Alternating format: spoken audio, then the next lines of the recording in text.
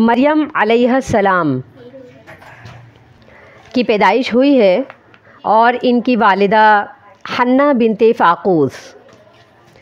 انہوں نے انہیں لڑکی جنم دیا تو اللہ سے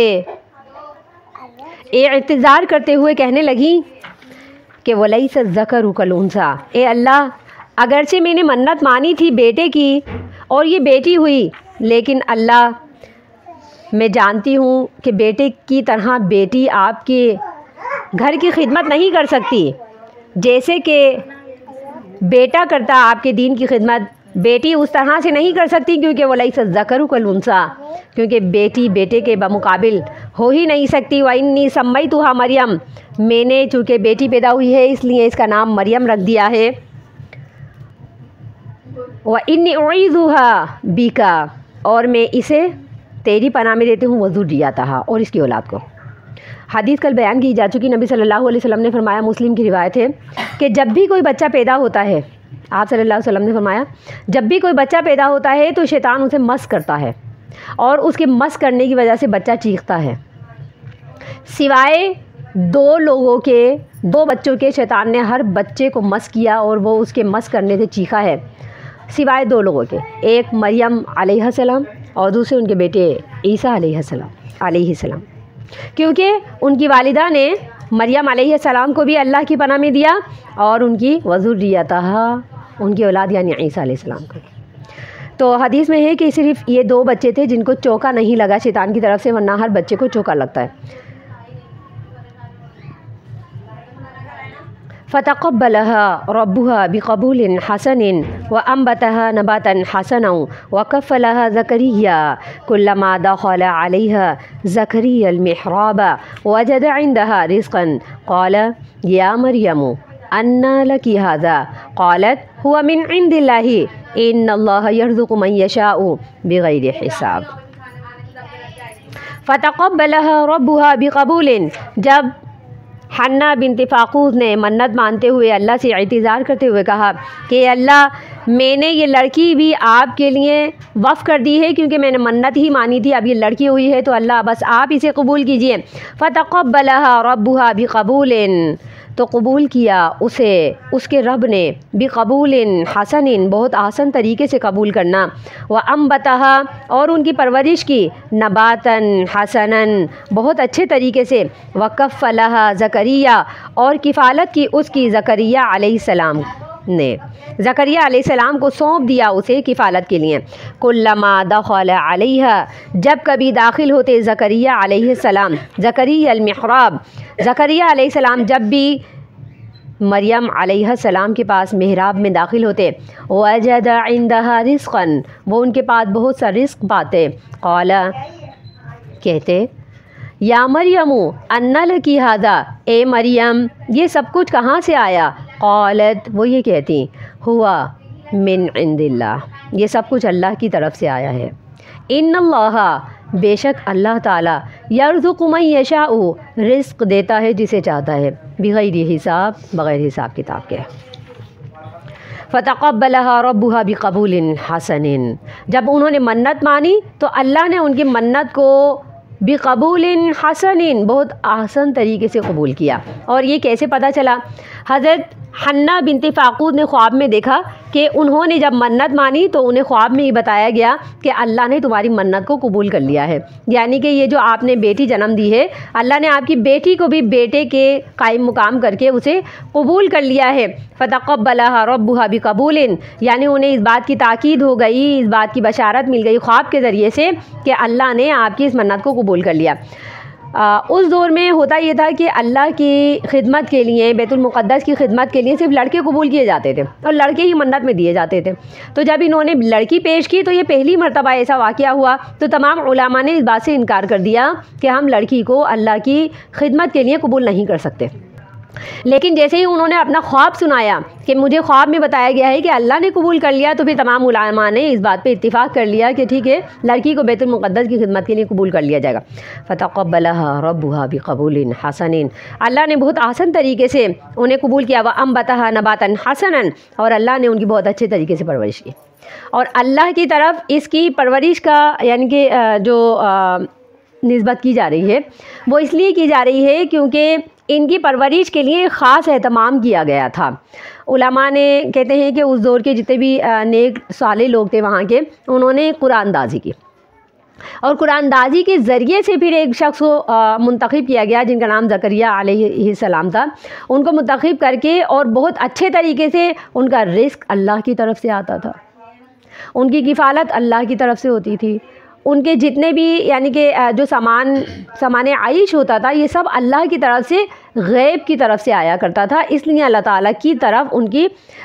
جو کفالت کی یعنی کہ ان کی پرورش کی جو نسبت زکریا علیہ السلام کی طرف نہیں بلکہ اللہ کی طرف ہوئی ہے۔ تو اس میں یہ فرمایا کہ وَأَنبَتَهَا نَبَاتًا حَسَنًا، اللہ تعالیٰ نے ان کی اچھے طریقے سے پرورش کی، اس لیے کہ غیب کے ذریعے سے ان کی اخلاقی، جسمانی، روحانی، علمی، یہ تمام طریقے سے جتنی بھی ان کی تربیت ہوئی ہے اور جتنی بھی پرورش ہوئی ہے یہ سب اللہ کی طرف سے ہوئی، اس لیے اللہ کی طرف اس کی نسبت کی گئی ہے۔ وَكَفَّلَهَا زَكَرِيَّا، البتہ کفالت جو ہے وہ زکریا علیہ السلام نے کی۔ زکریا علیہ السلام اس وقت کے بہت بڑے عالم تھے، اور ضروری یہ تھا کیونکہ یہ ایک جو معاملہ تھا حضرت مریم علیہ السلام کی پیدائش سے لے کر ان کی کفالت تلک کا، یہ تمام معاملہ یہ ایک غیر قانونی تھا، یعنی کہ قانون کو بدل دیا گیا کہ لڑکے کی جگہ لڑکی آ گئی۔ اب لڑکے کی جگہ جب لڑکی آئی ہے تو ظاہر قانون کو بدلا جائے گا کہ لڑکے کی کفالت کسی اور انداز سے ہوتی ہے، لڑکی کی کفالت کسی اور انداز سے ہوتی ہے، اس کے اخلاقیات کا، اس کی ضروریات کا جو خیال رکھا جائے گا وہ لڑکی کی طرح نہیں ہوتا۔ تو فرمایا کہ وَكَفَّلَهَا زکریا، اب ایسے شخص کی ضرورت تھی جو ان کا رشتہ دار بھی ہو، جو ان کا صحیح طریقے سے خیال بھی رکھ سکتا ہو۔ اب کسی غیر محرم کو تو لڑکی کی کفالت دے نہیں سکتے تھے، اس لیے زکریا علیہ السلام کو ان کی کفالت یوں دی کیونکہ یہ ان کے خالو لگا کرتے تھے۔ حنہ بنت فاقوس کی ایک بہن تھی جو حضرت زکریا علیہ السلام کی نکاح میں تھی، یعنی کہ دو بہنیں۔ تو یہ اس طریقے سے جو زکریا علیہ السلام تھے وہ حضرت مریم علیہ السلام کے خالو تھے رشتے میں۔ تو جب یہ بیت المقدس گئی ہیں تو بیت المقدس میں کلما دخل علیہ زکریا المحراب، ایک محراب بنا دیا گیا۔ محراب کا کیا مطلب ہے؟ محراب کا مطلب ہے ایسی جگہ، یعنی محل نماز، نماز کی جگہ، محل عبادت، عبادت کی جگہ، محل مناجات، مناجات کی جگہ، اسے محراب کہتے ہیں۔ یعنی ایسی جگہ جہاں کھڑے ہو کر کے انسان عبادت کرے، نماز پڑھے، مناجات کرے، دعائے خیر کرے، مجلس بھی مقرر کر سکتا ہے، تو اسے محراب کہتے ہیں۔ تو ایک محراب ان کے لیے بنا دیا گیا تھا۔ اب مسجدوں میں آج کل جو محراب بنائے جاتے ہیں، یعنی کہ ایک خاص جگہ بنا دی جاتی ہے اور باقاعدہ اسے تعمیر کیا جاتا ہے، تو اسے محراب نہیں کہتے بلکہ اسے بدعت کہتے ہیں۔ نبی صلی اللہ علیہ وسلم نے فرمایا کہ محرابوں سے بچو، میری امت اس وقت تک خیر میں رہے گی جب تک کہ وہ نصارہ کی طرح مسجدوں میں محراب تعمیر نہیں کریں گے۔ اور جب مسجدوں میں محراب تعمیر کیے گئے، جیسا کہ آج کل بہت ساری ایسی مساجد ہیں جن کے اندر محراب بنا دیے جاتے ہیں، یعنی اونچی سی کوئی جگہ ہوتی ہے جس پر سیڑھی چڑھ کے چڑھا جاتا ہے اور پھر اس کو باقاعدہ سے ایسا بنایا جاتا ہے جیسے کہ کوئی شخص وہاں اندر جا کر کے کھڑا ہو اور پھر تبلیغ کرے، واعظ و نصیحت کرے، اسے محراب کہا جاتا ہے۔ یہ نبی صلی اللہ علیہ وسلم نے بنانے سے منع فرمایا۔ ایک سادہ سی جگہ ہوتی ہے، بس اسے بغیر کسی ترتیب کے، کسی یعنی کہ خطیب کے لیے اگر مقرر کر دیا جائے تو یہ تو جگہ ہے جس کا محرابی اگر جیسے کانسیپٹ اگر دیا جاتا ہے تو وہ شریعت میں جائز ہے، لیکن باقاعدہ محراب بنا دینا نبی صلی اللہ علیہ وسلم نے فرمایا یہ نصارہ کی روش ہے، اور میری امت اس وقت تک خیر میں رہے گی جب تک کہ وہ نصارہ کی طرح سے میرے مسجدوں میں محراب نہیں بنائیں گے۔ اور صلی اللہ علیہ وسلم نے فرمایا محراب بنانے سے بچو، محراب بنانے سے گریز کرو۔ تو کلما دخل علیہ زکریا المحراب، مریم علیہ السلام کے لیے بیت المقدس میں محراب بنا دیا گیا تھا۔ یہ صرف ایک جگہ تھی کیونکہ یہ لڑکی تھی، اس لیے ان کے لیے ایک الگ سے پردے کا اہتمام کرتے ہوئے ایک الگ سے جگہ بنا دی گئی تھی۔ تو محراب ان کے لیے یعنی عبادت خانہ، ایک عبادت کی جگہ ان کے لیے الگ منتخب کر دی گئی تھی۔ اور کلما دخل علیہ زکریا، جب بھی کبھی داخل ہوتے زکریا علیہ السلام المحراب، محراب کے اندر، ان کے عبادت خانے کی طرف جب بھی وہ جاتے تھے تو وجد عندها رزقا، وہ مراد ہے کھانے پینے کی اشیاء، زیادہ تر اسے یہی مانا لیا جاتا ہے۔ کچھ علماء کہتے ہیں کہ اسے رزق سے مراد کھانے پینے کی برتنے کی اشیاء بھی ہیں، اور کچھ صحائف بھی ہیں، ان کی کتابیں بھی ہیں، علمی ذخائر بھی ہیں، یہ بھی مراد لیے جا سکتے ہیں۔ یعنی کہ انہیں اللہ کی طرف سے اخلاق حسنہ کی تعلیم دی جا رہی تھی، شریعت کی تعلیم دی جا رہی تھی، پھر کفالت کے لیے جسمانی ضروریات پوری ہو رہی تھیں، اور مختلف قسم کی جو ضرورتیں ان کی تھیں وہ اللہ کی طرف سے ان کے لیے پوری ہو رہی تھی، تو اسے رزق کہا گیا۔ تو یہ تمام چیزیں، اور جو ان کے روایت کے مطابق ہے کہ ان کے پاس رزق یعنی کہ ایسی چیزیں کھانے پینے کی ہوتی تھیں جو کہ غیر موسم کی ہوتی تھی۔ اگر سردی ہوتی تو گرمی کے پھل، گرمی کی سبزیاں، گرمی کے فروٹ، یہ چیزیں آیا جایا کرتی تھی، اور اگر گرمی ہوتی تھی تو سردی کے۔ تو کہا کہ یہ کچھ ایسی چیزیں تھیں جو انہیں حیران کر دیا کرتی تھی، تو کہتے یا مریم ان لکی ھذا، اے مریم یہ سب کچھ تمہارے پاس کیسے آ جاتا، یہ کہاں سے آتا ہے؟ یعنی موسم کے بغیر اگر کوئی چیز اگر وہ حیران ہونے کی بات، یہ جملہ اس لیے بتایا، یعنی کہ یہ جملہ خود یہ بتا رہا ہے، اگر وہ چیزیں وہیں سے ان کو میسر آتی تو یہ کہنا ان کے لیے کچھ معنی نہیں رکھا تھا کہ ان لکی ھذا یہ سب کہاں سے آیا، کیونکہ پرووائڈ کیا جا رہا تھا مسجد کی طرف سے۔ تو اگر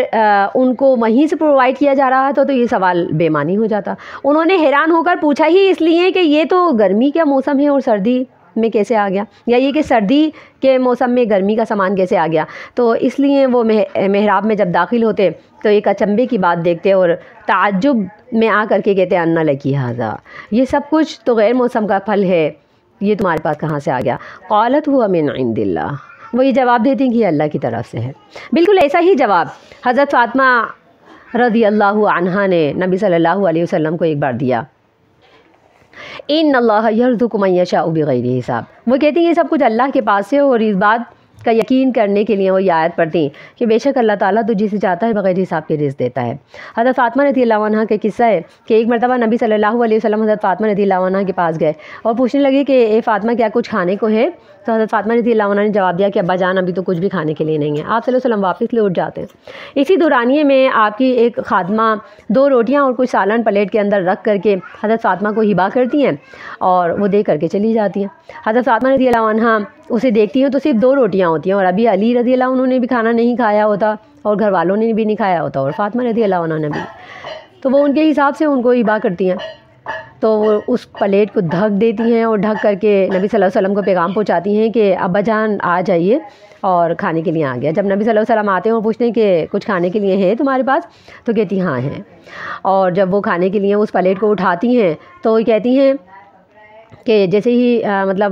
وہ پلیٹ اٹھاتی ہیں تو اس کے اندر 2 روٹیاں نہیں بلکہ روٹیوں کا بہت زیادہ ذخیرہ اور سالن بھی بہت زیادہ دیکھتی ہیں، اور وہ پورا کا پورا جو تسلا ہوتا ہے یا پھر وہ برتن جو ہوتا ہے وہ پورا کا پورا کھانے سے بھرا ہوا ہوتا ہے، وہ دیکھتی ہیں اور اس کو ڈھک دیتی ہیں اور نبی صلی اللہ علیہ وسلم کے پاس رکھ دیتی ہیں۔ اور جب نبی صلی اللہ علیہ وسلم اس کو کھولتے ہیں تو آپ دیکھتے ہیں کہ اتنا زیادہ کھانا، آپ صلی اللہ علیہ وسلم حیران ہو جاتے ہیں اور خوش ہو کر کہتے ہیں کہ اے فاطمہ یہ تمہارے پاس کھانا کہاں سے آیا؟ تو وہ بالکل اسی طریقے کے الفاظ استعمال کرتی ہیں، کہتی ہیں ہو من عند اللہ، ابا جان یہ سب کچھ اللہ کی طرف سے آیا ہے۔ ان اللہ یرزق من یشاء بغیر حساب، بے شک اللہ تعالیٰ جسے چاہتا ہے بغیر حساب کتاب کے رزق دیتا ہے۔ نبی صلی اللہ علیہ وسلم خوش ہوتے ہیں، اور آپ صلی اللہ علیہ وسلم فرماتے ہیں میری بیٹی تم نے آج اسی طریقے سے جواب دیا جیسا کہ بنی اسرائیل کی سردار خاتون نے جواب دیا تھا زکریا علیہ السلام کو، اور انہوں نے یہ کہا تھا کہ یہ سب کچھ اللہ کے پاس سے ہیں اور اللہ جسے چاہتا ہے بغیر حساب کتاب کے رزق۔ روایت میں یہ آتا ہے کہ وہ بہت تھوڑا سا کھانا اللہ کی برکت کے ساتھ بہت زیادہ ہو جاتا ہے، اور پورے یعنی اہل بیت آپ صلی اللہ علیہ وسلم کی تمام ازواج، حضرت فاطمہ، حضرت علی اور حضرت حسن حسین اور تمام لوگ جب کھانا کھا چکے ہوتے ہیں اور سیر ہو جاتے ہیں تب بھی اس برتن کے اندر اتنا کھانا بچتا ہے جتنا کہ ان کی یعنی کہ جو لونڈی نے ہبا کیا تھا۔ تو ان اللہ یرزق من یشاء بغیر حساب، اس طریقے کی بہت ساری احادیث میں واقعات ہیں کہ جس میں رزق کی فراخی اور رزق یعنی کہ کشادگی کا ذکر ہے کہ اللہ تعالیٰ اگر کسی کو رزق میں کشادگی دیتا ہے تو بغیر حساب کتاب کے، اور یہ صرف اللہ پر توکل کرنے کی بدولت ہوتا ہے، اللہ پر ایمان لانے کی بدولت ہوتا ہے، اور یہ ناممکن نہیں۔ آج بھی اگر ہم اللہ پر توکل کرتے ہیں، اللہ پر بھروسہ کرتے ہیں تو رزق میں اضافہ ہو جاتا ہے، عمر میں اضافہ ہو جاتا ہے، نیکیوں میں اضافہ ہو جاتا ہے۔ اگر اللہ پر توکل کیا جائے تو اللہ تعالیٰ اضافہ کر دیتے ہیں۔ ہنالک دعا زکریا ربہ قال ربی ہب لی من لدنک ذُرِّيَّةً طَيِّبَةً إِنَّكَ سَمِيعُ الدُّعَاء۔ ہنالکا اسی وقت دعا زکریا دعا کی زکریا علیہ السلام نے ربہ اپنے رب سے، قال یہ کہا ربی حبلی اے میرے رب مجھے عطا کر دے، من لدنکا اپنے پاس سے، ذریۃً طیبۃً پاکیزہ اولاد، انکا سمیع الدعاء بے شک تو دعا کا سننے والا ہے۔ ہنالکا اسی وقت، ہنالکا سما ہناکا یہ تمام الفاظ مکان اور جگہ، زمان اور مکان دونوں کے لیے استعمال ہوتے ہیں۔ ہنالکا سما ہناکا یہ مکان اور زمان دونوں کے لیے استعمال ہوتے ہیں، لیکن یہاں ہنالکا جو استعمال ہوا ہے یہ صرف زمان کے لیے استعمال ہوا ہے۔ کبھی یہ وقت کے لیے استعمال ہوتا ہے اور کبھی مکان کے لیے استعمال ہوتا ہے، لیکن یہاں جو ہنالکا استعمال ہوا ہے یہ صرف زمان کے لیے استعمال ہوا ہے، مکان کے لیے استعمال نہیں ہوا۔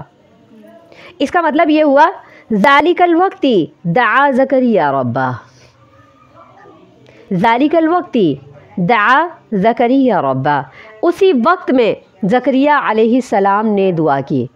تو کچھ لوگ یہ کہتے ہیں کہ ہنالک دعا زکریا ربہ، اس کا یہ مطلب ہے کہ وہ جگہ مبارک تھی، یعنی انہوں نے جیسے ہی مریم علیہ السلام کے محراب میں داخلہ کیا اور ان کے پاس خرقِ عادت کوئی چیز دیکھی، تعجب ہوا،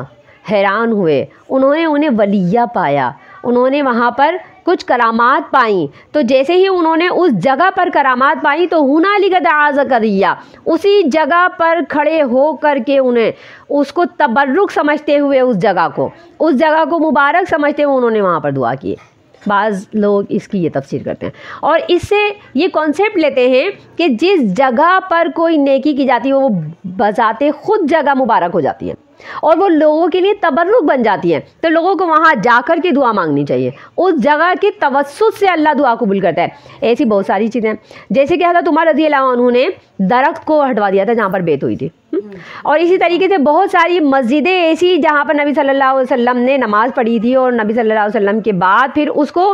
تبرک کے طور پر لوگ استعمال کرنے لگے تھے، ان جگہوں کو ہٹا دیا گیا تھا۔ تو ایسی بہت ساری چیزیں تھیں جہاں پر لوگوں نے بدعات شروع کر دی تھی، تو صحابہ کرام رضوان اللہ علیہم نے ان جگہوں کو ختم کر دیا، کیونکہ جگہ کا کمال نہیں ہوتا بلکہ عبادت کا کمال ہوتا ہے۔ ہنالکا کا مطلب یہاں یہی ہے کہ مریم علیہ السلام کے محراب کا کمال نہیں تھا، مریم علیہ السلام کی دعا کا کمال تھا، ان کی عبادت کا کمال تھا۔ انہوں نے جو طریقہ کار دیکھا ہے حضرت مریم علیہ السلام کا، انہوں نے جو عبادت کا طریقہ دیکھا ہے ان کا جو اخلاص دیکھا، ان کا خلوص دیکھا، تو ان کی توجہ کو دیکھتے ہوئے، ان کے طریقہ کار کو دیکھتے ہوئے، انہیں جو ایک ولیہ ہونے کا ان کو جو اعزاز دیا گیا اور جو خرقِ عادت ان کو کچھ کرامات عطا کی گئی ہیں، اس کا جو ان کو احساس ہوا ہے زکریا علیہ السلام کا، تو اسی وقت میں انہوں نے یہ دعا کی کہ اللہ یہ بہت مبارک گھڑی ہے، تو نے اس یعنی کہ بچی کو جو میرے ہاتھوں کی پرورش پا رہی ہے، اس کو تو نے ایک ولی کا احساس یعنی کہ اعزاز دے دیا، ولیہ کا اعزاز دے دیا، تو اے اللہ اسی گھڑی کو، اسی مبارک گھڑی کو میں اس میں ہی دعا کرتا ہوں۔ اور کہا کہ ربی حبلی من لدنک ذریۃ طیبہ، میری بھی دعا قبول کر لے اللہ۔ یہ ثابت ہے، نبی صلی اللہ علیہ وسلم نے فرمایا کہ اگر ایسے اوقات ہیں کہ جس کے اندر دعا کی قبولیت کا پتہ چل جائے تو آپ بھی دعا کریں، جیسے کہ اذان کے اوقات ہیں، جیسے کہ فرض نماز کے بعد کے اوقات ہیں، جیسے کہ عیدگاہ میں جمع ہو کر جو مجمع ہوتا ہے اس میں وہاں پر دعا کے کچھ اوقات ہیں، اور سورۃ البقرہ اگر مکمل کی جاتی ہے اس کے اوقات ہیں، مکمل قرآن مجید ہو جاتا ہے اس کے اوقات ہیں۔ اگر ایسے اوقات کے اندر جو احادیث سے اتھینٹک ہیں، ثابت ہیں، ایسے اوقات میں نہ صرف یہ ہے کہ کوئی ایک بندہ بلکہ جو بھی دل چاہے جس کا بھی دعا مانگے، تو انہوں نے اس اوقات کو، ان گھڑیوں کو مبارک سمجھتے ہوئے ان گھڑیوں کے اندر دعا کی ہے کہ یہ دعا کی قبولیت کے اوقات ہیں۔ جب یہ مریم علیہ السلام کے اوپر اتنی مہربانی فرما رہے ہیں اللہ تعالیٰ، یہ ان کی قبولیت کے اوقات ہیں، ان کی عبادت کو قبول کر رہے ہیں، تو اللہ میری بھی دعا قبول کر لیں۔ حالانکہ یہ 99 سال کے ہو گئے تھے، ایک کم 100 سال کے، اور ان کی جو بیوی تھی یہ 98 سال کی تھی، یعنی کہ 2 کم 100 سال کے. تو یہ 98 سال کی بیوی اور 99 سال کے شوہر یہ بانجھ ہو چکے تھے، بوڑھے ہو چکے تھے، لیکن پھر بھی انہوں نے اللہ سے دعا کی اور کہا کہ ربی حبلی من لدنک ذریۃ طیبہ، اے اللہ پاکیزہ اولاد سے ہمیں نواز دے. علماء فرماتے ہیں کہ اگر کوئی شخص کے یہاں اولاد نہ ہوتی ہو اور وہ اس دعا کا ورد کر لے تو اللہ کی مہربانی سے، اللہ کی رحمت سے اس کے ہاں اولاد ہو جاتی ہے، جیسا کہ اللہ تعالیٰ نے حضرت زکریا علیہ السلام کو عمر کے گزر جانے کے باوجود بھی، بانجگی ہونے کے باوجود بھی اللہ تعالیٰ نے انہیں یحییٰ علیہ السلام کی خوشخبری دی. تو یہ دعا اگر اس کا ورد کیا جائے تو اللہ تعالیٰ اولاد سے نواز دیتا ہے. انک سمیع الدعاء، جب بھی اللہ سے دعا مانگی جائے گی تو اللہ کی تعریفی کلمات ضرور کہے جائیں گے. تو زکریا علیہ السلام نے کہا انک سمیع، اے اللہ میں جو بھی دعا کر رہا ہوں، جو بھی عبادت کر رہا ہوں، اے اللہ تجھ سے جو بھی مانگ رہا ہوں تو سننے والا ہے دعا، پکار کو. سبحان ربک رب العزۃ عما یصفون وسلام علی